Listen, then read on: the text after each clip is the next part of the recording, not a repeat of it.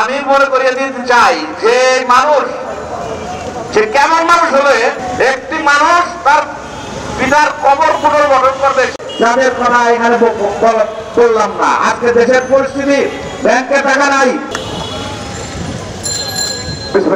রহিম চাচাতের বিপ্লবী নেতা গীতিকার ইথুন বাবু সহ নেতৃবৃন্দ সকলকে, আমাদের মাননীয় চেয়ারপারসনের সংগ্রামী যুগ্ম সদ্য কারামুক্ত জননেতা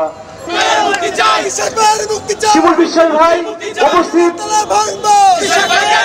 বিএনপির নেতা কর্মীদেরকে না পাইলে তার বাবারে ধরে নিয়ে যান, তার ভাইরে ধরে নিয়ে যান।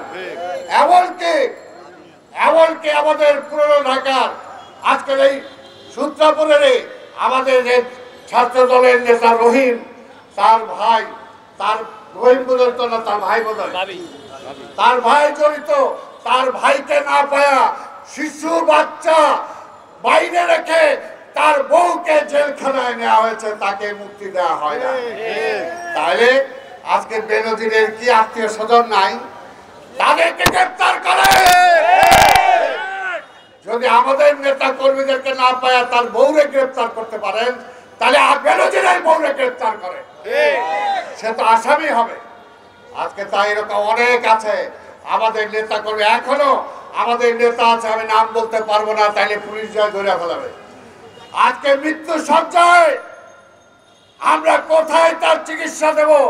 আমরা তাদেরকে নিয়ে পালিয়ে বেড়াই, চিকিৎসা দেওয়ার সুযোগ আমরা পাই না, শুধুমাত্র পুলিশ তাকে গ্রেফতার করবে এই ভয়ে। আজকে আর আপনার নেতা কর্মীরা আজকে পার পাওয়া যাবে সেটা তো হবে না। কাজে বিএনপি ঠেকানোর আন্দোলন বন্ধ করেন। আজকে সরকার পরিচালনা করতে পারছেন না, কাজে বিএনপি ঠেকায় লাভ নাই। বিএনপি আছে যতদিন পর্যন্ত অন্যায় অবিচার জুলুম থাকবে, ততদিন পর্যন্ত এই ছাত্রদল ভ্যানগার্ড হিসাবে রাজপথে থেকে আন্দোলন করবে। আজকে বেনজিরের নিয়ে অনেক কথা বলবেন। আজ পর্যন্ত বেনজিরের বিরুদ্ধে মামলা করেছেন, তদন্ত করতেছে। আর দুদু তাকে চিঠি দিচ্ছে, তাকে এবং তার বউকে 9 এবং 11 তারিখে বোধ হয় দুদু কার্যালয়ে হাজির হওয়ার জন্য, তাকে জিজ্ঞাসাবাদ করার জন্য। তাহলে it was a official document. He has been called by the anti-corruption. যে সরকারের পুলিশ, গোয়েন্দা সংস্থা আর ওই এয়ারপোর্টে যারা থাকে ইমিগ্রেশনে, তারা অন্ধ, কানা, বোবা না মূর্খ, লেখাপড়া জানে না?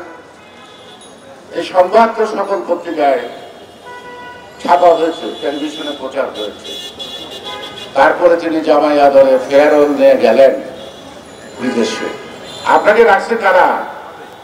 আপনার এই যে বেনজির বাহিনীরা, পুলিশ বাহিনীরা, এদেশের জনগণ।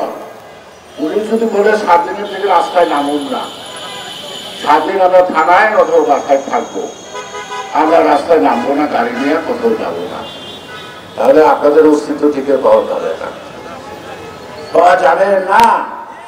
সরকার যে আভ্যন্তরীণ বিষয়ে ব্যর্থ, পারতেছে না, এইটার জন্য এই সাপ নাচানো, ব্যাং নাচানো আর বানর নাচানো খেলা খেলে।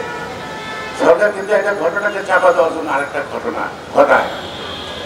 আজিজ বেনজির আর আনার 3টি ঘটনা দিয়ে জনগণের দৃষ্টি অন্যত্র নেওয়ার চেষ্টা, তাদেরকে দুর্বলতা ঢাকার জন্য। এই হাসিনা এক এক সময় এক একটা নাটকের সৃষ্টি করে। ইঞ্জিনিয়ার ইশাককে সহ আমাদের সুলতান সালাউদ্দিন টুকু, আমাদের সাইফুল আলম নীরব সহ আমাদের অনেক নেতাকর্মী, জহিরুদ্দিন, আমাদের যে তুহিন সহ আমাদের অনেক নেতাকর্মী, আমাদের হাজার হাজার নেতাকর্মী এখনো বিনা কারণে বিনা অপরাধে তারা কারাগারে রয়েছে। তাদেরকে নির্যাতন করা হচ্ছে, তাদেরকে সাজা দেওয়া হচ্ছে এবং আমাদের নেতৃবৃন্দের বিরুদ্ধে আমাদের কিছুদিন পর পর গ্রেপ্তারি পরোয়ানা করা হচ্ছে। এই যে অবস্থা, এই অবস্থা চলতে পারে না এবং এই সরকারের কাছে আমাদের ইঞ্জিনিয়ার ইশাক হোসেন সহ সকল নেতৃবৃন্দের মুক্তির দাবি করে কোনো লাভ নাই। আমরা রাজপথে আন্দোলন করে আমরা দেশকে অচল করে দিয়ে সরকারকে আমরা বাধ্য করবো আমাদের নেতাকে কারাগার থেকে মুক্ত করতে।